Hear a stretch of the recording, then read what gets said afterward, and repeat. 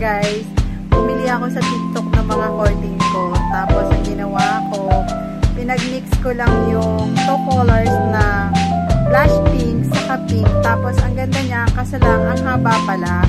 So naka-less din ako kasi nga before nagpapagawa pa ako. So nag-try ako na ready to make na. Tapos okay lang kasi 8 panel naman siya. Pakita ko din sa inyo. 8 panel naman siya, nagkasya siya. Tapos papakita ko sa inyo kung ano yung ginawa ko sa dalawang curtain ko. Pero maganda siya guys kasi worth it siya kasi nakakapal yung tela niya. Tapos maganda siya. So ayan guys, tignan natin. Sa curtain.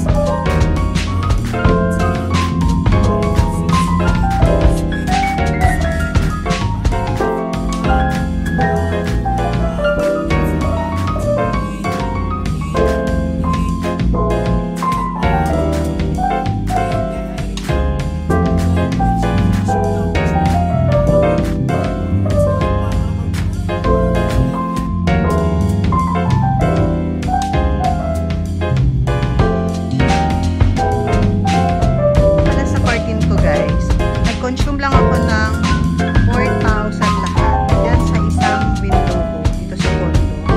So, 500 per panel. So, ang ganda niya. Pinag-combine ko lang yung baby pink saka blush pink. Ganda niya. Kaso sobrang haba niya kasi 10 feet saka 9 feet. Mas mahaba pa pala siya. Ito guys,